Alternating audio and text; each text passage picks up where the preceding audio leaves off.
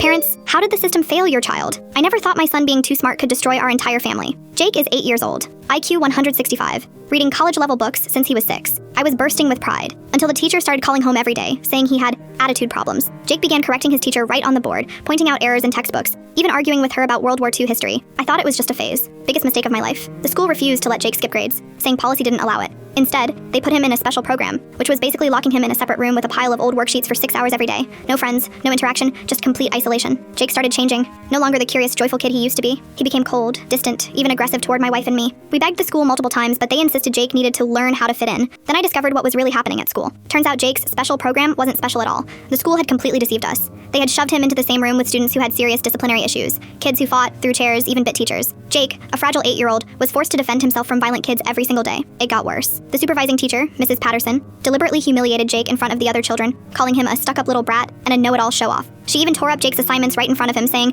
"Children aren't allowed to be smarter than adults." I was furious, but the story doesn't end there. When I confronted the principal, he calmly admitted everything. Turns out this was the school district's intentional policy to teach overly smart kids some humility. They believed gifted children needed to have their egos broken so they wouldn't become arrogant. I sued immediately. But the real plot twist completely devastated me. Jake's records mysteriously went missing. All evidence of the school's terrible treatment of him vanished. Mrs. Patterson even countersued, claiming Jake was a violent, uncontrollable child. The school district had better lawyers and more money. We lost badly. But sometimes justice comes in ways no one expects. 2 years later, a teacher with a conscience at that school leaked hundreds of internal emails to the local press. The entire conspiracy was exposed. The school district hadn't just done this to Jake, but to 23 other gifted children over the past 5 years. The scandal exploded. The principal was arrested for child abuse. Mrs. Patterson lost her job and teaching license. The school district had to pay $2.3 million in damages to the affected families. Jake is now 16, attending college on a full scholarship. But the psychological scars are still there. The education system didn't just fail my child, it deliberately tried to destroy him.